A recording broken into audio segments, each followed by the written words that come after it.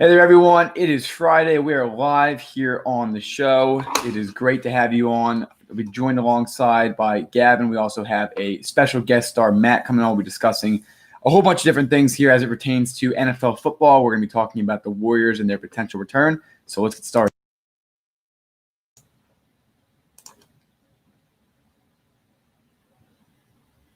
Welcome to the show, Matt. How you doing?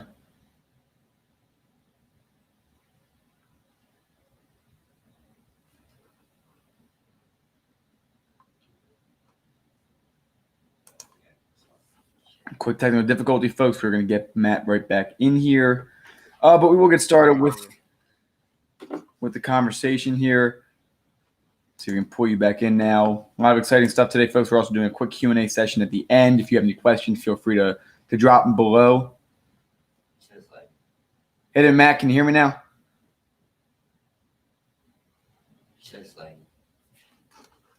We'll just figure that out. We can do that. Yeah, it's kind of laggy there, kind of like choppy. Gotcha. Here, we're gonna try to. We'll try to fix that. You want to just get going? Let's get going, folks. We'll get started.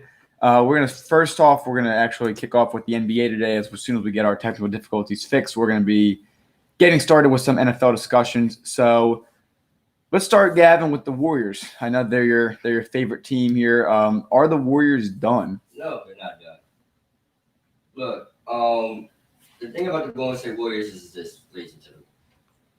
You guys forget that Steph Curry and Klay Thompson and Jamal Green, they did this by themselves with the opportunity. And this time they got Andrew Wiggins, who last time I checked in 2015 when they did this, they had Harrison Barnes. So Andrew Wiggins may or may not be an upgrade. Also, too, with Andrew Wiggins, he has better defense. He's not no Kevin Durant, but he is better than what Harrison Barnes was. The thing about with the Warriors is this year they could have made playoffs, but both stars were hurt the whole year. They didn't have enough pieces around Draymond Green to keep winning. But just thinking this as a down year, the opportunity Giannis Antetokounmpo to join them is huge. Ladies and gentlemen, I want you to know they also get the first pick as well too, so they can even trade away the first pick if they want. They can get Jonathan Wiseman. The future for the Warriors, especially this offseason or night, is bright. And I think everybody needs to realize that, the Warriors aren't done. They just had a little hiccup this year. Definitely this year, the injuries contribute. That's why they were the last team in the NBA. But I don't think that they're going to be able to retain that level of success in this much stronger Western Conference now. The hardest competition they've really had over the years. They had the Clippers team, the really talented Thunder team. But I think that right now the Western Conference is simply too strong. You have LeBron James and Anthony Davis running first place with the Lakers, Paul George and Kawhi Leonard with the Clippers. I think that the game is advancing more and more. I think defenses are simply too good right now. I think that the offense of caliber is also going up as well. I think, simply put, I don't think the Warriors are really going to be able to put it back together. Can they be a 5 or 4 seed and maybe show up in the Western Conference final? I think so, but I don't think they're going to be able to get past either LA team for some of the years to come unless they make a big splash. Or if they do draft Wiseman, he does come out and do well. Or if they get Giannis, I'd put him back in conversation. But where they sit right now as a team, I don't think they're potentially a championship contender even when healthy. So, I mean, you're not wrong. Look, they might not win a championship. The Western Conference has got down better, and they lost their shield and Kevin Durant. But you guys got to remember this is too. The only real threat in the West, or real threats in the West, are easily the Rockets, the Lakers, and the Clippers. Now, let's say that if Anthony Davis doesn't leave, if Anthony Davis leaves, which no one really hasn't talked about yet, Anthony Davis is a possibility. Anthony Davis may or may not leave this year and go elsewhere. You also got to think about the up-and-coming teams and, the Pelicans and Damian Lillard. They might not make it this year. I know I've been really critical on Damian Lillard this year. But I don't think you can count the Warriors out. Look, they had the same amount, maybe even they had a better bench back in 2015. But you just guys got to remember is you can't count out the splash bros. That's a dynamic deal. And Draymond Green is arguably one of the best defenders in the league. But we don't know yet. Well, it's hard to tell. I mean, their bench did get a lot of experience this year, to say the least. But I don't think that they really can compete at that high level. I mean, you have Steph Curry and Klay Thompson. Both are fair defensive player is Klay Thompson, a superb defensive player. Do you think Draymond Green's going to stay? Do you think that they're going to try to move him out? Maybe bring in, if they get Giannis, obviously, you're going to have to make that decision pretty soon. They've never been known to really have an authentic big man or center as a starter pretty much. They let Iguodala start at that position. They've had Green moved to the 5. Durant's taken tip a lot for them. So do you really think that the Warriors can overcome that hump and really go back out, especially with this level of competition? Well, if they do get Giannis, I think you got to get rid of Draymond Green. Draymond Green is a team destroyer. Ladies and gentlemen, Draymond Green and Kevin Durant. Every year, Draymond Green has something critical to say about Kevin Durant. Kevin Durant says that, it wasn't his decision on what he left, but then later it came out that it was kind of a part of it. The Warriors had to suspend Jamal Green because he didn't apologize. Kevin Durant is arguably the best player in the world, and he's on your team with 2 other great superstars. Jamal Green, you were the 4th guy. To be honest with you, were just the 4th guy. And the year they had DeMarcus Cousins, and DeMarcus Cousins was back to what he was, and it's hard to come off Achilles as a big man. I think DeMarcus Cousins, I think they win the championship last year. But if you get Giannis Antetokounmpo, I think you got to get rid of Draymond Green because Draymond Green is known to always have a problem with something. He's always known to open his mouth, which is not a bad thing that you have a guy that's outspoken, but sometimes what he says is not in the best interest of the team and can ruin the team. Like I said, Kevin Durant, we know Kevin Durant as a guy that is spoken to be, I want to say, he doesn't like media criticism that well. And also when you add a guy in your own team, they were supposed to be best friends, but do best friends always, yes, best friends fight, but do they always say hurtful things to others? Saying, and I quote Jamal Green said, "We don't need you. We did it without you. We sure don't need you to do it again." You don't say that to a guy that's been your finals MVP back-to-back years in a row. I think if Draymond Green would have left this year, they would have pushed him out. I think Kevin Durant stays in Golden State, give or take the injury that happened and the bad play by the team doctors and stuff. But I still think Draymond Green had a big factor of why Kevin Durant left. So I think if they get Giannis this year, I think you got to be like Draymond. You either got to be nicer or you got to go. But I think if they do get Draymond Green, I think he has to bounce anyway. In my opinion, if they're going to return to championship contention, they're going to need Draymond Green. Draymond Green with the defense, Draymond Green with the assists, with the rebounds. So much of what he does is essential when you have 2 guys in your backcourt that shoot as well as they do. So if you watch a game, Gavin, you take a look at a lot of these guys, it seems pretty obvious that Draymond Green has a quite big contribution. Maybe he gets a block on a play and then gets to rebound and then goes down the court and sets up an assist. I mean, he's a modern-day Dennis Rodman, not anywhere as good as Dennis Rodman, but in this softer era of the NBA, I think it's a pretty fair comparison. And he's quite crucial for this team. They don't have any rings without Draymond Green. I do have to say that, unless if you do have Steph Curry, Klay Thompson, and Kevin Durant, maybe. But I think that first ring, and even they should have won the second ring, Draymond Green's quite crucial. And Gavin, remember Game 6 that he got suspended, or Game 5? That was a Game 5 he got suspended. And they lost. So and Game 6 in history yet. So here's my response to that. I still think to this day that is the worst suspension ever in the league. You don't look for anyone that's been walked over. LeBron James walked over Draymond Green. That is the most sign of disrespect ever. Allen Iverson did it, and other players have done it before. Even in the NFL, they don't like that. That is a sign of disrespect. If some person walked over me, of course I'm gonna sweat at him. He didn't even make contact with LeBron James, but LeBron being a little golden boy he is, I think that suspension, because Draymond Green was at the, and Zach remember this, Draymond Green was at the top of his game in that series at the moment in time. I think if Draymond Green doesn't get suspended, I think that series doesn't go to 7 and it ends in Golden State right there. I think at the end of the day, the Golden State Warriors got screwed over at the end of the day as well. So let's see. I still believe that Draymond Green has an issue with, being outspoken, which once again is not bad. But when you criticize your own teammates, which is also not bad too. But some words you say, sticks and stones may break my bones, but words will never hurt me. Well, words hurt, and that kind of showed to it in Kevin Durant's case. We'll definitely see. And one thing I do have to support you on this point, they had a young team this year. They really couldn't do much. Draymond Green couldn't evolve into a scorer for them. But wasn't around such reliable shooters to pass it out to. But if Draymond Green did want to prove that he could be a great team player, this was his year. I think he's better when he's surrounded by the other All-Stars. I still think he's crucial to the team. So that kind of transitions us to our final point on the NBA, and then we're going to return to the NFL. We're going to talk about, can Kevin Durant return to his level of being elite?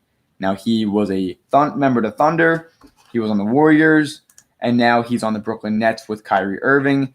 It seems like he'll have lower pressure this year without having to be on a team like the Knicks, which he originally was thought of to potentially be on. So, Gavin, I'll ask you first. Coming off of an Achilles injury, it was his non-dominant foot, which players have had a history of recovering fine and returning to a good level after an injury to the non-dominant foot. So it's less scary for Kevin Durant. Do you think Kevin Durant can return to being as elite of a player as he was? Of course. The bounce might not be there next year. It might take him 2 years to get back to this dunking form where he used to dunk on people and jump out the gym. But look, Kevin Durant is a 7-footer. Okay, they always label him as 6'11". That's a lie. He's 7 foot with like a 7'4" wingspan. The thing with Kevin Durant is he's a great shooter too. It doesn't take a lot of get up to get a jump shot off for three, especially from how he jumps and his jump shot is formed. Kevin Durant will have a little slow start, like everyone will when they have Achilles. But Kevin Durant went back to dunking form already. And if you go back to dunking form already, I believe that Kevin Durant coming into next season, the pressure won't be really on Kevin Durant because you have Kyrie Irving to take the pressure off. I think Kevin Durant will just fine.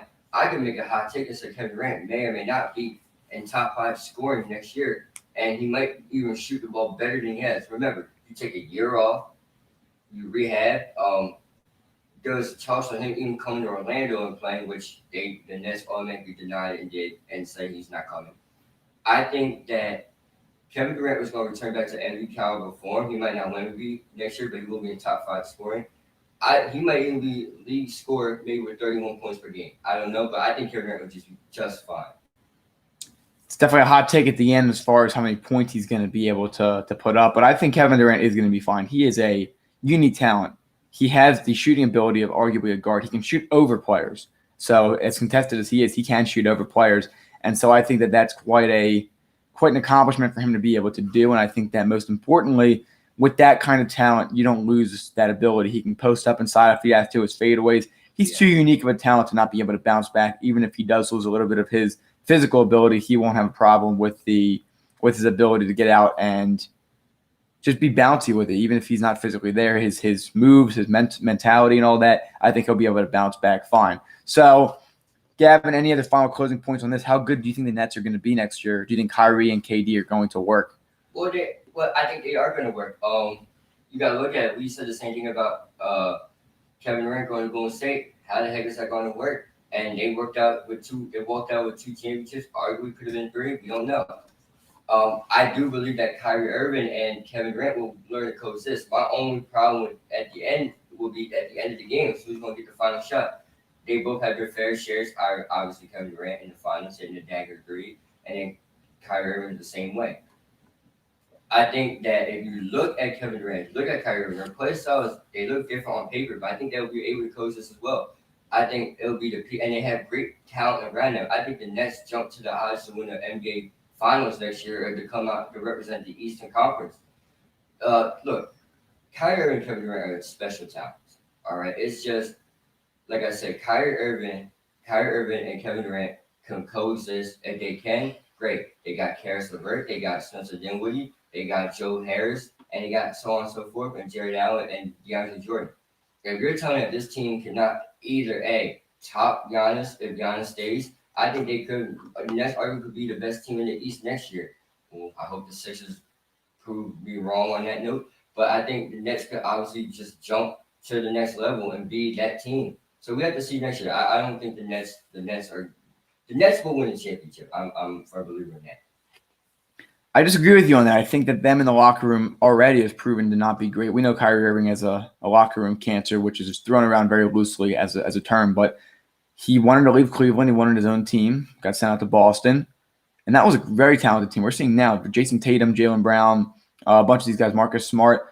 He went down, Kyrie Irving, that is, during that playoff run, before that playoff run. They ended up meeting the Sixers and beating them. Terry Rozier carried them all the way didn't carry them, but was part of that team that went to the Eastern Conference Finals that lost to LeBron in Game 7. So the season after that, for Kyrie Irving to come out and for them not to be able to do as well as they should have done. They swept the Pacers with that Victor Oladipo. Congratulations. And then they would go on and lose to the Bucks. The Bucks are a talented team.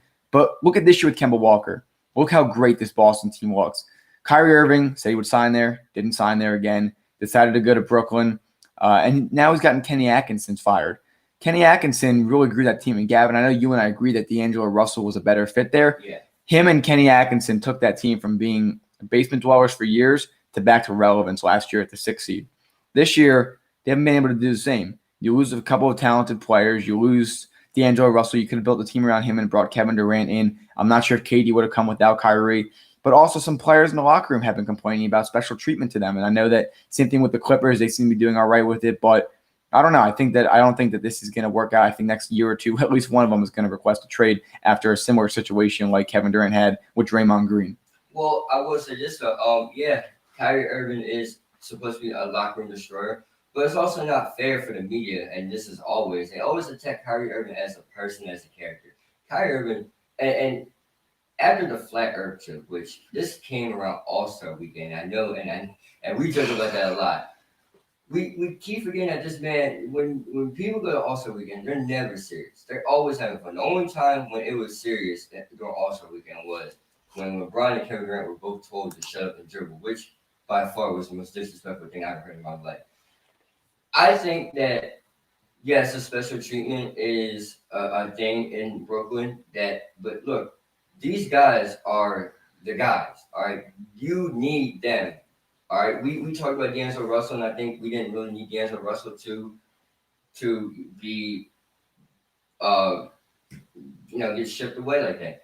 I will say this, though. We talk about how Kyrie Irving is a locker room cancer. Kevin Durant is the guy in Brooklyn. Kyrie Irving would need to answer to Kevin Durant. And we talk about how talented it's a shame that people talk about Kyrie like that. Terry Rozier went on First Take and said how he's a locker room cancer, and he, you go from having fun 2017 to not having fun, or 2018 to not having fun last year. So that's a big problem. And Kemba Walker's a great fit. All they do is have fun. And look at, they're arguing they could come out the East this year too. Final remarks on this. I think Kevin Durant will be the head guy in Brooklyn that Kyrie will have to answer to. Kyrie Irving can't lead a team. I think Kevin Durant can. Kyrie Irving's out within 2 years, either through trade or whatever happens in Brooklyn. It's not going to be pretty. I think that there can be a finals one there, but you're going to need a different point guard. Kemba Walker should have spent another year and decided to go to Brooklyn. I think that would have been a perfect fit. Or even the way they did D'Angelo Russell dirty. And we're going to have to talk about the D'Lo situation as well in the future. Before we do get to our next topic and bring on our guests, we do have some breaking news out of Clearwater, Florida. 8 Phillies players have tested positive for the coronavirus. We do not know any additional information on that, but it does appear that there was at least one player that was sick, or perhaps someone in the facility that has now infected at least 8 players. More names will be released. I do not quite recall who is down in Clearwater right now. I know Reese Hoskins has been down there doing a lot of training. I know Bryce Harper's been in his home in Vegas, so I believe he's not going to be affected. So we're going to have to, as more situations, I have it on my phone here, continue to progress. We're going to have some more information how that could potentially affect the Phillies' return and obviously the health of these players, which is very important. There will be no return. As of right now, it looks like there's not going to be. We're going to get to the MLB after this, that we are going to shift it over now to the NFL, talking about starting off with Jamal Adams and requesting a trade. We're going to bring in the host of the Eagles Route Instagram for Instagram, as well as a very active contributor on our posts here, as well as on our live stream. Matt, it's great to have you on. We had some technical difficulties earlier, but it seems like we have all that figured out now. Matt, how you doing? I'm good. How are you? Doing great. Thanks for being on the show today. We obviously appreciate all the contributions you've done so far for us. So let's start it off. We'll go in order from me to Matt and then to Gavin. Jamal Adams requesting a trade from the Jets. What does this mean? So to me, it just shows how dysfunctional this front office is. I think simply enough, even though they got a new GM this year, I think that Adam Gase has created a toxic locker room. He's lost his players, similar to Matt Patricia in Detroit. The Jets are a dumpster fire. And I feel bad for Sam Darnold. Apparently, Sam Darnold is a talented quarterback. O-line's terrible. Even Le'Veon Bell struggled this year. Robbie Anderson's probably going to pop off after he leaves. He'll probably look a lot better. Look at with Ryan Tannehill as well as a few other players that were in Miami with Adam Gase. Adam Gase leaves, and some of these guys go to different teams. Think of Kenyon Drake in Arizona, Devontae Parker staying home in Miami, as well as Ryan Tannehill in Tennessee. They all did better. So those are my thoughts. I think the front office of the New York Jets is a mess. At some point, they need to fire Adam Gase to win their locker room back. And it wouldn't shock me if Sam Darnold does go somewhere else the same way that the Minnesota Vikings snagged Kirk Cousins. I think that Darnold could potentially be in the sweepstakes, especially for a team that actually has an O-line to protect him. So, Matt, what are some of your initial thoughts after hearing Jamal Adams requesting a trade? I definitely agree. I think that the Jets are like a dumpster fire right now. The front office doesn't know what they're doing. It's kind of like he's hinted that he wanted out of New York a few times. It's been on like Instagram a lot. I think that he's just ready to get out of there. I don't think he wants to be there any longer. I mean, he made it clear, like I said yesterday. I'm not sure where he'll go though. He had 7 teams that he put on a list that he'd like to go to.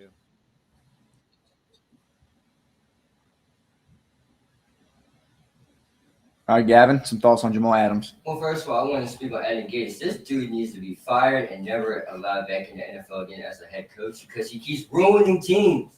How do you do that? How do you keep losing locker rooms and ruining teams? And also, and before I go, Adam Gase could be another topic for another day. But look, here's the thing about this: Jamal Adams. They always been talking about trading Jamal Adams for the last year now. So Jamal finally got tired of it. I got a chance to meet Jamal Adams before the draft, and he's a cool person, and I would love him here in Philadelphia. The fact that he named the Eagles as top on his list, the Eagles are top on his list, and I know we just got Kevon Walls, but hey, I'm willing to give up a couple pieces for Jamal Adams for the defense. Come on now. Now here's the thing about the Jets organization. They haven't been good since Todd Bowles and Ryan Fitzpatrick in that 1 year where they went 10-6 and missed the playoffs. I've never seen an organization just like the Detroit Lions who never ever went up yet.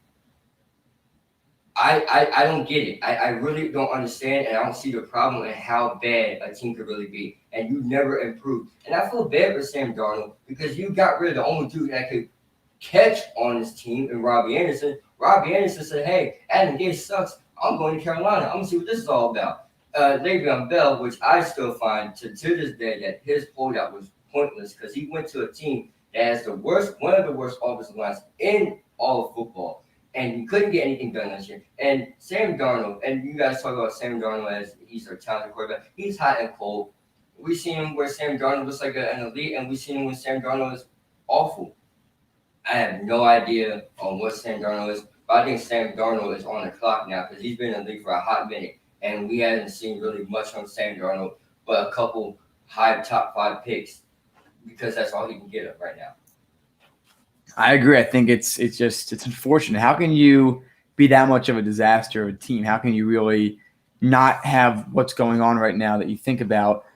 I mean, what can you do to fix it? You got to get an O-line. You think about the Houston Texans. They have some problems as well. You think about but the Texans win. And if Sam Darnold is so good, or if Adam Gase is such a good head coach, I mean, how do you not win even with that O-line? But, I mean, going back to Le'Veon Bell, what made Le'Veon Bell want to go there? Now tracing it back to Jamal Adams, he doesn't want to stay. And so how do you fix this? Gavin, I'll start with you. If you're the New York Jets, what are you doing right now? First steps to fix these problems. Fix the problem with Jamal Adams? Jamal Adams, that front office, everything. You can't fix the problem with Jamal Adams because you've been trying to sell Jamal Adams off since last year. And you keep denying it. Well, guess what? Jamal Adams is fed up. He's not no bum. He knows where he's worked, and he knows look, the thing about this is you can't, once the connection between a star player is lost, you can't bring that star player back. Especially the star player that wants to be heard or to be complimented or to be anything. He's tired of losing. And I would be too. And there's nothing. You can't even get Le'Veon Bell or CJ Mosley to come to my house and convince you otherwise. In the front office, you need to clean house. Who's the owner? Woody Johnson? Is that what his name is? If not, I apologize. But you got to clean house because whatever you got going on right now is not working and it's a disgrace. You got to look at how the Eagles are running their things with Howie Roseman and Jeffrey Lurie and Doug Peterson. Everybody in that Eagles organization, they like each other. There's no problems that we know of. But the thing is this. You got to clean house. That's it. And I know people say they. All right, Matt, go ahead and what's some more thoughts on what would you do if you were in the Jets front office right now trying to fix these problems? I think first things first, like the people that want out of there, you have to get them out of there because they're just gonna be toxic for the rest of their career there. So like Jamal Adams, you want to get whatever like the best deal you can get for him. You want to build a new chemistry, get Adam Gase out of there. Um, I mean, you just need to hit the restart button. They were trying to like add pieces, like acting like they were kind of buying instead of rebuilding, but now they really need to hit that rebuild button. No, I agree, and we'll have to see what the situation's like there. It's a tough. It's not like with the NBA where one player can really make or break your team. In the NFL, you really have to find a way to build up. So now we're going to get down the Madden 21 cover officially came out without a surprise. It is Lamar Jackson, the reigning MVP. So I'll start out. I think that it's a great decision to put Lamar on there. It's not really a surprise in any way.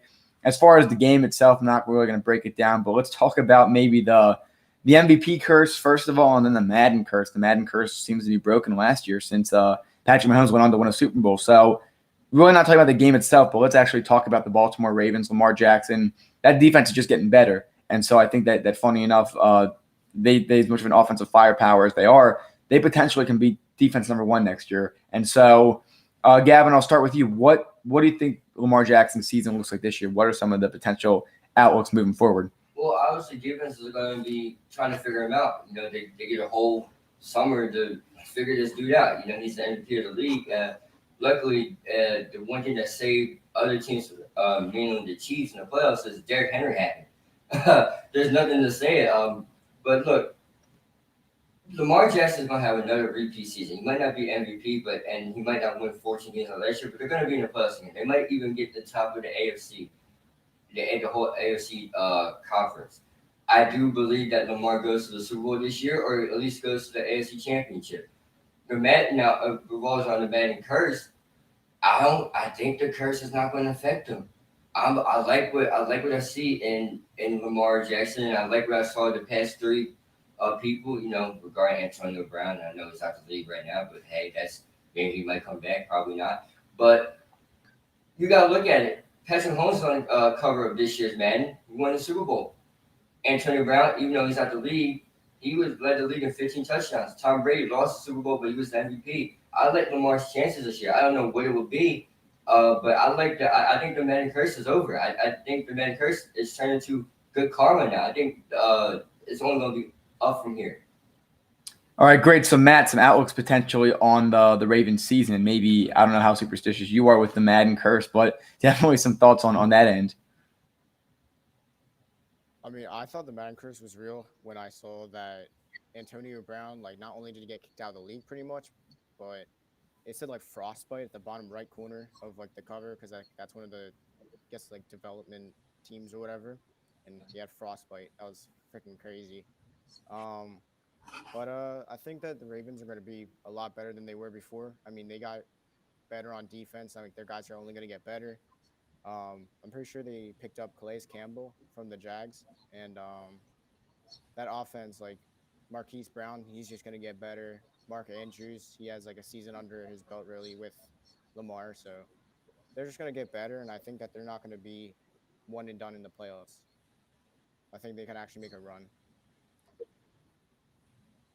Right, hopefully. I mean, he'll have to. I mean, everybody makes fun of Lamar Jackson because he doesn't really run or throw the ball as well as people want him to. He said week one pretty good for a running back. I think that Lamar does take those next steps. I mean, just look at him from year one to year two. He took a big jump and unfortunately got unlucky in a playoff game. It happened. So I definitely think that they can get to the Super Bowl next year. Gavin, you and I spoke about can the Chiefs repeat, and so I said no because of the competition, and that's one of the teams that I think in the AFC is going to be competitive. I mean, the Patriots obviously are not going to be at the elite level that they were. It won't shock me if they do make the playoffs. But tracing it back to the Ravens, I think that definitely there's a good chance for that. And then circling back as well to the Madden curse. I don't know if you knew, Gavin, but Frostbite is a partner, I guess, from EA Sports that makes it so. If you look at a Madden cover, you'll see in the bottom left corner, I think, the Frostbite brand, or might be bottom right. So it is kind of ironic, or maybe it's incidental that Antonio Brown had that, because you look back at the Madden curse, you look at Tom Brady lost the Super Bowl to our Eagles. Rob Gronkowski got hurt, wasn't in that Super Bowl when they beat the Falcons coming from behind. Antonio Brown, enough said about that. But there still is also a good side of it. It's just the end result of the season. So Well, as far as Lamar Jackson goes, he's a safe player, and so guys that run like that usually get banged a lot. But he does get out of balance. He doesn't lower his shoulder as much as like Michael Vick did. I think he's a safe player. I think his play style can last as long as he's able to be a durable player and not make risky decisions, especially when he doesn't have to. well, you talk about the frostbite. Yeah, frostbite engine is what EA runs with too.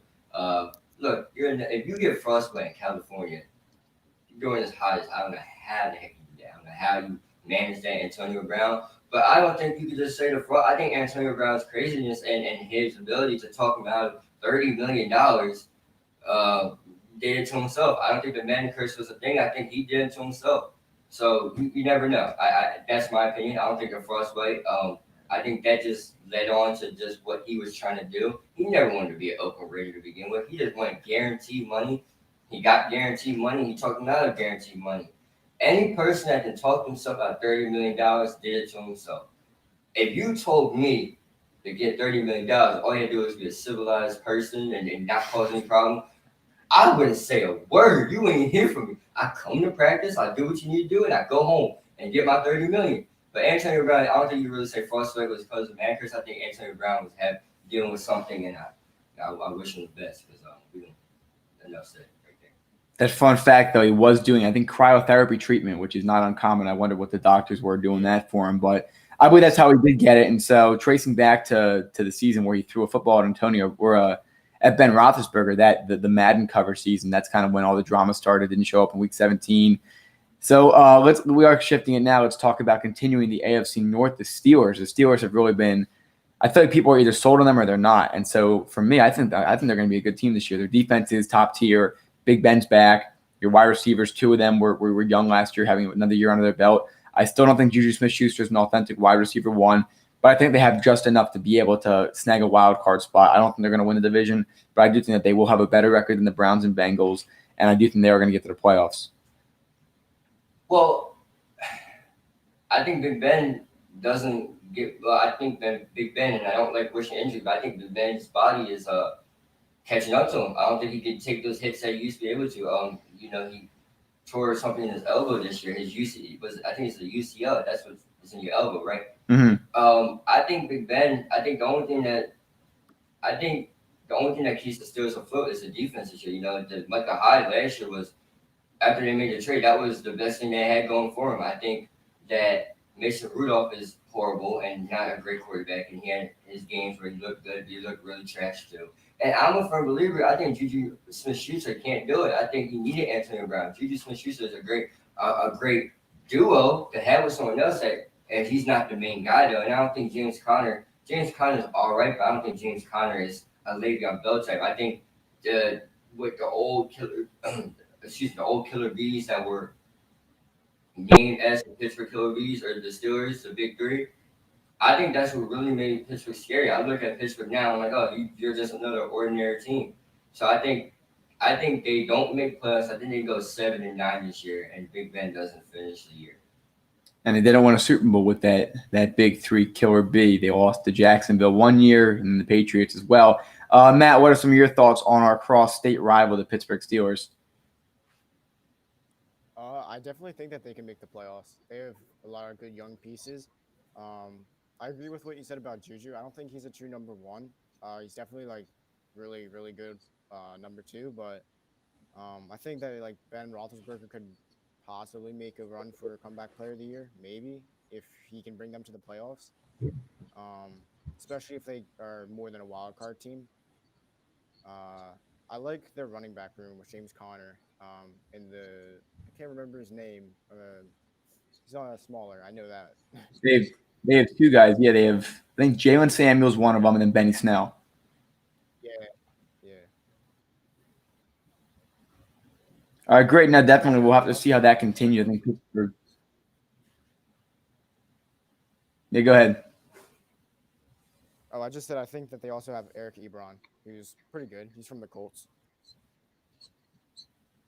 That's right. They have him and I think Vance McDonald. We could see tight end sets are starting to get more popular with the 12-man formation with Eagles, with Dallas Goedert, Zach Ertz. A lot of teams are really starting to like that. Yeah, with the Ravens, I think that there's definitely the the tight end market definitely is definitely getting more exciting. So Matt, before you go, we have one more question for you quickly. How do you think George Kittle's upcoming contract is going to affect the whole world of tight ends, especially as it pertains to the Eagles with Dallas Goedert and Zach Ertz, two arguably top 5, top 10 tight ends? That situation is going to be crazy because I think I'm not even like worried about what it's going to like for George Kittle. I mean, he's going to get his money, but as an Eagles fan, I'm kind of worried because I don't know if we're going to choose to pay Ertz or not because Goddard is young, he's raw, he's still going to get better.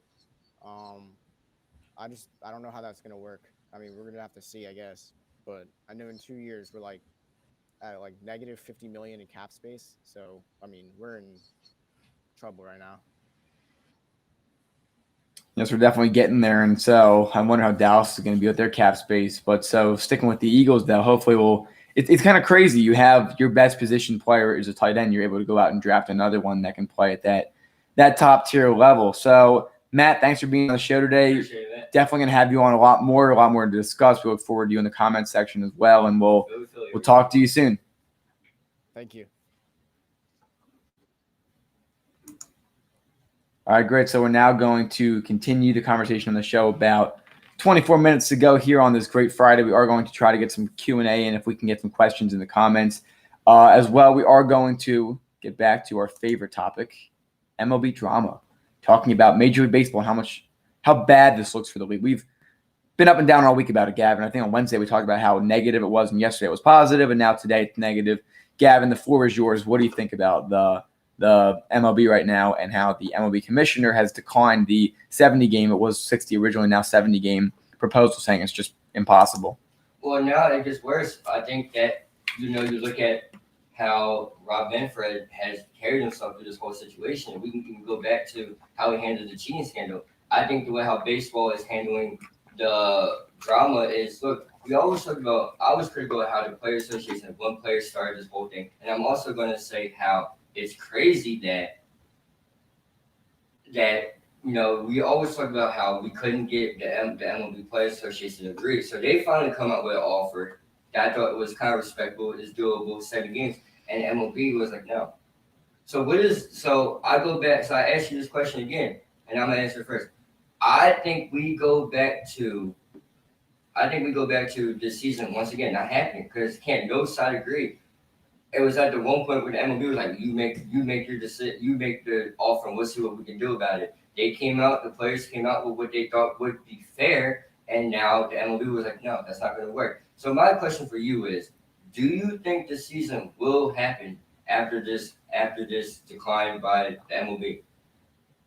I think Bryce Harper has 2 touchdowns as a fullback before we get a deal signed, and so it's so disgraceful. I'm really fed up with it because I was reading an article this morning on ESPN. The MLB had an opportunity to be not only the first sport to return, Gavin, but the only sport in play. And I read some stats. So Little League Baseball is down for the amount of people that play it. High school baseball is down. The amount of teams in travel teams is down. MLB watching it is down. So this was the perfect opportunity, and both sides equally have blown their opportunities. Well, you're right. Like I said, they were supposed to come back before any other team, any other league. Actually, the only league that's been doing it was UFC, and they've been doing it in close county, but they're not consistently every day. The mixed martial arts UFC, they do it every month almost, where they have like an event, UFC 2 something. Now, back to baseball. Yeah, baseball is dying. I'm gonna repeat, baseball is dying. No one cares. No one cares. No more about baseball. Travel teams are down, okay? High school teams are down. If you ask a little leaguer to play baseball now, they don't even care to play anymore. They want to be, the mixed martial artists. They want to play basketball, football, the soccers, the hockeys of the world. They don't care. Baseball is dying, and this makes it worse. You had a chance to revive baseball. You had a chance to market it better. You had a chance, the only thing to watch and to force people to watch. People in America were watching the Korean Baseball League that comes on at 2 a.m. Stars, you know how boring it has to be to watch something at 2 a.m. that has nothing to do with America at the moment in time? It is baseball. It's baseball, exactly. And you know what we could have did here? That could have saved the MLB. But no, you guys don't argue about money. And the player that argue about money now just said when and where. So I don't even know what the problem is. Baseball is dying, ladies and gentlemen. Baseball is dying, and they need help. They're hitting the revive button. We don't know what to do. Baseball is literally dying right now, and they need help. Yeah, I'm at a loss for it. I don't know what to say. They were offered a 60-game prorated salary. I got to read more into it, but they counted with a 70-game, and then that was straight up just declined. And so now it seems like it's switching. Wasn't it a few days ago, Gavin? It seemed like the MLB wanted to do something, and the MLBPA was reluctant to do it. Now the MLBPA is out proposing, and the MLB doesn't want to do it. So what are we supposed to do? How are we supposed to get expectations? Both sides. Who's at fault here now? Now I'm starting to scratch my head. Like, okay, we had a proposal from the players, and now the owners, now the commissioner easily says no, it's simply impossible. And I'm still waiting to hear a counteroffer. Now both sides are both equally bad, and that's why I'm on such a loss. I'm so infuriated over this team, over this year, over this league as a whole. And so I've already been frustrated with baseball in the past with these players talking about their money and with Blake Snell and things like that. It gets even worse now, and this just looks horrible for them because, like we said, the NHL is returning, the NBA is returning, UCF is still here, mixed martial arts and all that. And so I think that it's disgraceful for the organization. We've sat here and we talk about this every day. It seems like we're beating a dead horse because every day there's something new that continues to disappoint us. It's like, oh, new MLB news, click, disappointed again because they are so reluctant to go out and make a deal together and be able to bring their sport back. They're going to fall off the face of the earth even more now, as if they weren't already trending downward.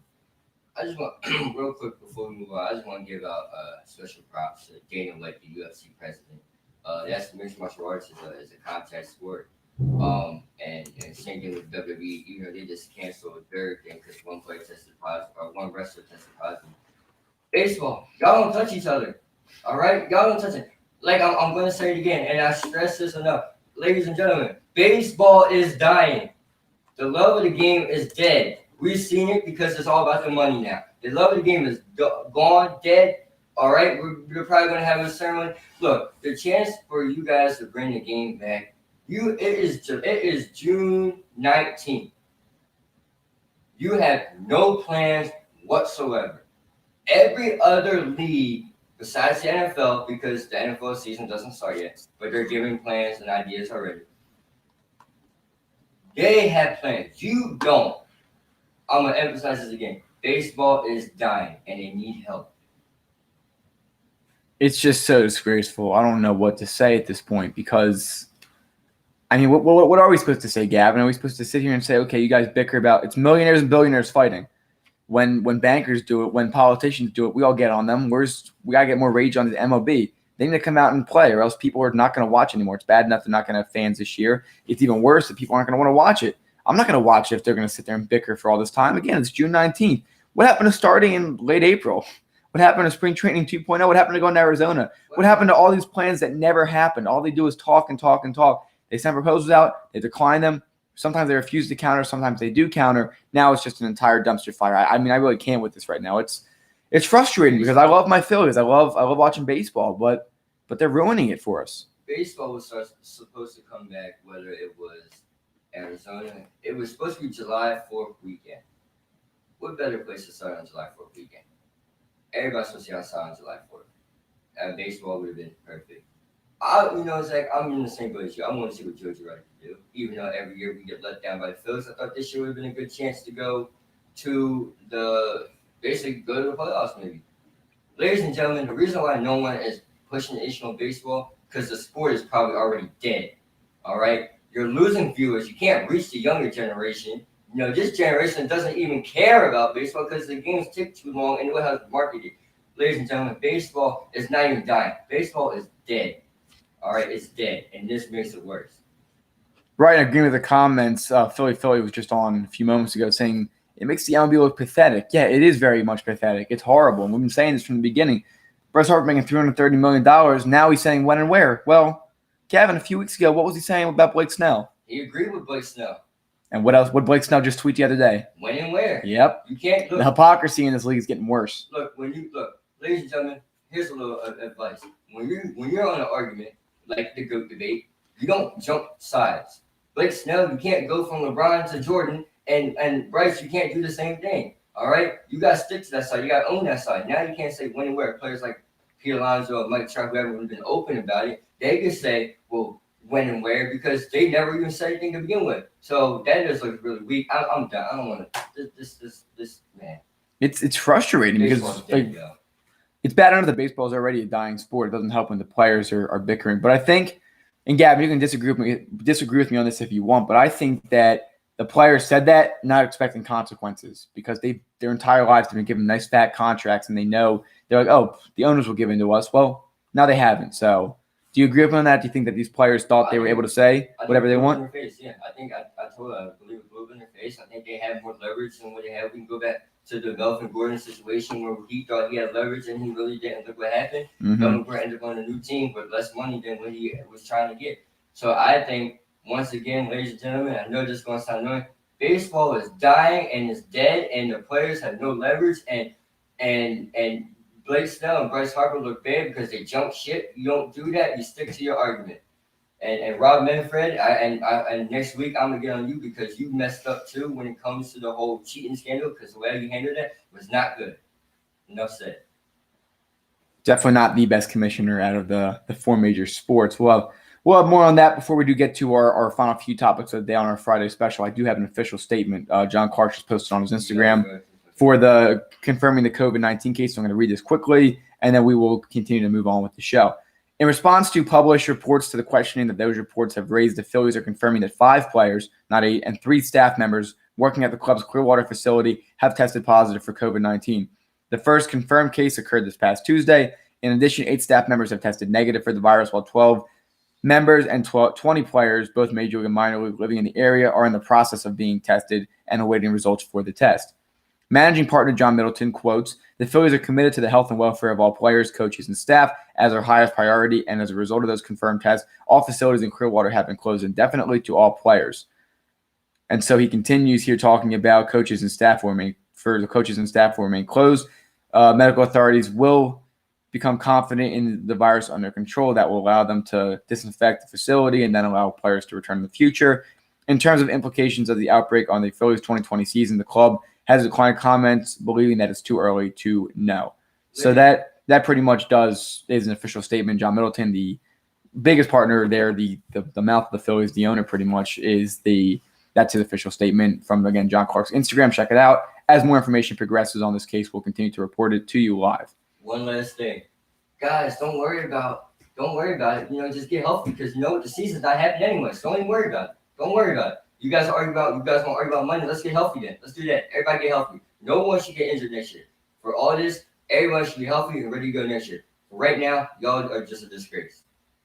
Yep, and I'm just continuing to check Twitter here, seeing if any names come out. A lot of them were potentially minor league players. As more test results come back, we'll learn more about the situation. So we're going to continue going down here to our next discussion. It'll probably take up. We got 12 minutes left. You think we can get this done in 12 minutes, Gavin? Worst case, we can always go over. It's Friday. All right, well, we'll see what happens. All right. I think the people want to hear us more. So we're going to talk about the best NBA duo in NBA history, basketball history. So, Gavin, I'm going to let you kick it off. Give your opening statement. Give your team. I'll give mine, and then we will begin the discussion. Ladies and gentlemen, buckle up because this is probably going to be the next, probably behind the good debate.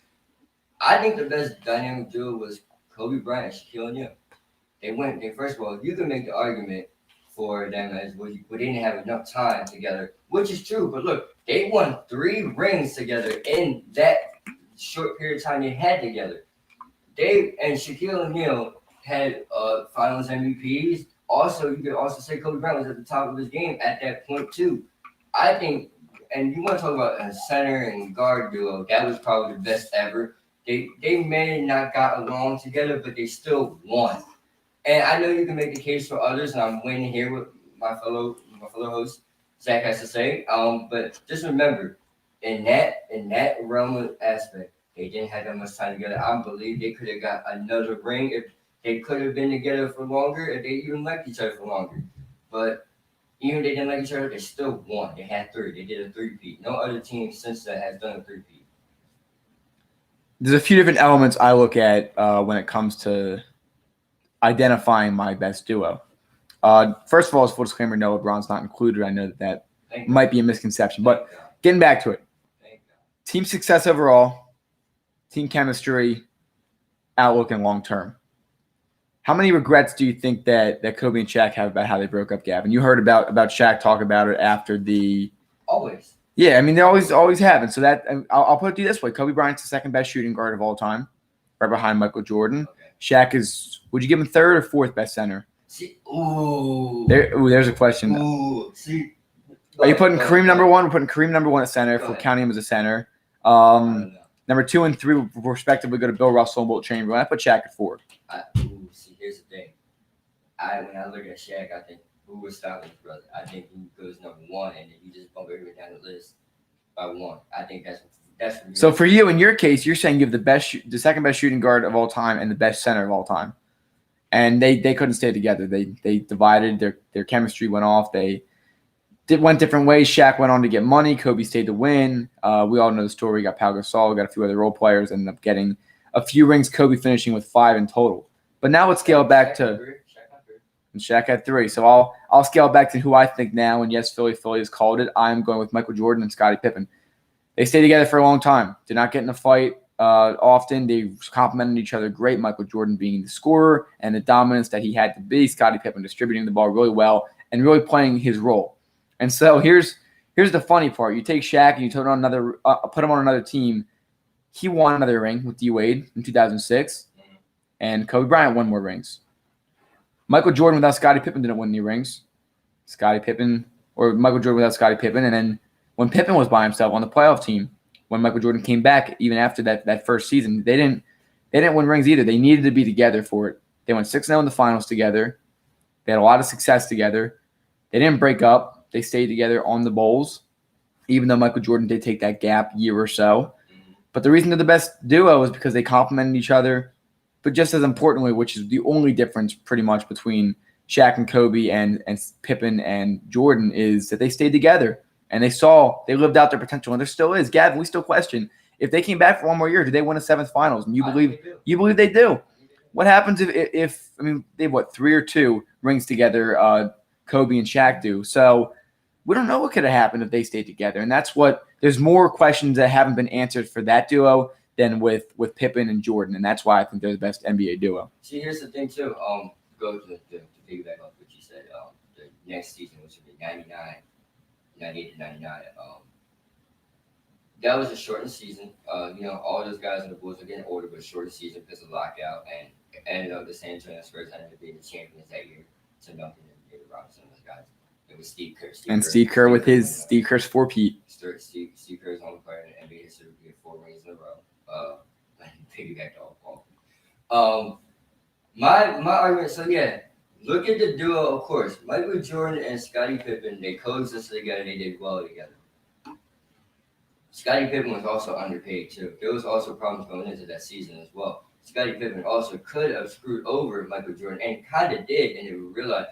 Remember the beginning of the documentary when Scottie Pippen said, "Why would I ruin my summer for something?" So he got the surgery later. Late. So in my case was Shaq wanted to win. You give a Kobe Bryant who all he wanted to do, which you can kind of say he was like Jordan, he wanted to win, right? I'd say so. You give Kobe Shaquille O'Neal, in my opinion, the best center of all time. Well, okay, before I get into that. Shaquille O'Neal may not be the best center all time, but when you look at very dominant. But very dominant. That's why I say for me. They also shoot the ball more, which puts so it's less players in the paint, but still very dominant. So that's why I said for me personally, that's why I said the best center of all time for me because he was dominant and just couldn't stop him in the paint. Especially with a little kid, you couldn't really do it. So back to my duo. These guys were so good they had problems with each other.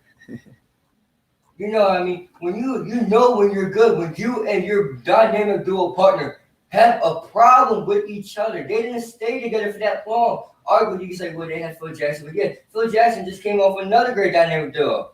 But here's the thing: I think if Kobe and Shaq stay together for longer, they did. I think they had 4. I don't think they get 6 because the competition was getting better. The competition was, and the league was starting to go through that changing period where they were starting to, manipulate and move through things. And Allen Iverson came up and and Tracy McGrady was doing his little thing too, and then you had Tim Duncan who was starting. I do believe in this though. If you give me Shaquille O'Neal, Michael Jordan, if you take Michael Jordan versus Shaquille O'Neal in a game of twos, Kobe and Shaq versus Pippen and Jordan, Shaquille O'Neal and Kobe Bryant win. Well, that's because they have a center. If you gave them, but if you want to put them on, let's say well, of course you can give the ball to Shaq. Who's going to stop Shaq? Let's say they go together in the finals. Let's say in the finals, let's do a 7-game series. I think the Lakers still win. I think the Lakers win that actually. I don't think so. I'll take the Bulls. What year Bulls are we talking about? We're talking about the sixth championship. We're talking about without Dennis Rodman. We're talking about with these two guys alone, because this is the debate. When I talk about, if you want to talk about big threes, we can change that up too. And I think if you want to go by dynamic duos, it goes Shaq and Kobe, Jordan and Pippen. You can either argue. You can flip those two. I haven't flipped. You can flip those two. I think the third best duo in NBA would obviously is going to be Steph Curry and Klay Thompson, maybe, or Steph Curry and Kevin Durant. That's a great duo right there. And before the LeBron fans come in with LeBron and AD, you have to win. The thing about they haven't done anything yet. The thing with this duo, exactly. The thing about these duos is they won championships together. You could argue say that Dwayne Wade and Shaquille O'Neal is a good one too. Remember, Shaquille O'Neal and Dwayne Wade, that was a pretty good finals run they had together. You could also say that Hakeem Olajuwon and I'm blanking on the other guy that was on his team too. You could say that team as well was pretty good. But you gotta look at Shaq and Kobe, and you gotta also think about iconic duos too. Mm-hmm. These duos will always go down iconic, both sides, Jordan, Pippen, and Shaq and Kobe. But I think if you ask people, if you're starting a team and you get two people, I'm picking Shaq and Kobe because one, Shaq is a dominant. No one's gonna stop Shaq in the paint. Nobody. And if you were like, well, Anthony Davis, now Anthony Davis will get bullied badly by Shaquille O'Neal. And we're like, well, you can't never count out Michael Jordan, but you can say the same thing about Kobe Bryant too. They both had the killer mentality. So I think the thing that separates Jordan and Pippen and Shaq and Kobe is, Shaq is the center, but he's a dominant center. And there's sometimes that Scottie Pippen is one of the best defenders of all time. You can make a case top 5 maybe, but the thing is too, who's stopping Shaq on a given day? I remember Scottie Pippen. You could easily stop Scottie Pippen too. But I think it's just you got to look at who is more dominant, and Shaq is more dominant. Philly makes a good comment. What about Magic and Kareem? That's a good one too. You could argue say that, but I'm thinking about dominance. These guys are dominant. So here's my question for you as we continue to wrap up. If the Lakers did play in the early 90s during the Michael Jordan the six finals, how many of them do the Lakers take away from them? Which one? I think the Lakers. I think the Lakers get one. I don't think Michael Jordan.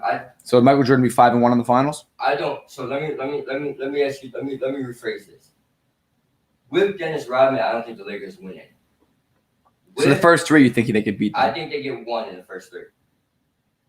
Does that taint Michael Jordan's GOAT status or no? No, it does not. Why not? Because Michael Jordan was. It would now because you would never know because that didn't happen. That's always the argument. We always talk about, but what about this and what about that? But we can't put this together because that didn't happen.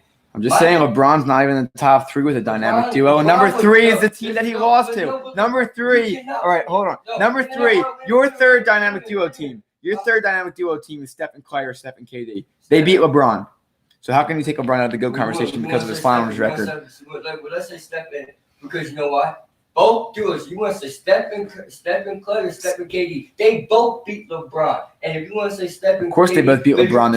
If you want to say Steph and KD got LeBron twice, back to back. Of course they did, because who did LeBron have? Who's LeBron's dynamic duo? You can't. This is not the GOAT debate, man. You can't bring LeBron. But it brings up a good point. I'm smelling some hypocrisy from you here. I don't know, man. I don't know. Go ahead. Go. What do you think? I think that considering that LeBron, would you give any of LeBron's duos top 5?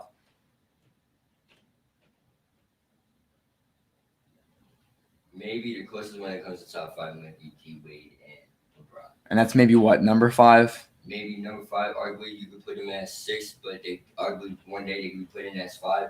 All depends. There's a lot of great duos out there. You're right, and the first 2 just happen to be who you think are the top 2 players, and has nothing to do with their role players at all.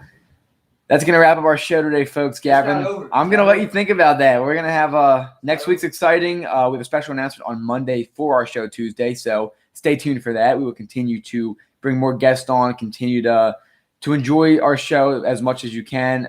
Thanks, everyone. Thanks, everybody, for joining us today. Until next time, thanks for watching this week. Have a good weekend, y'all.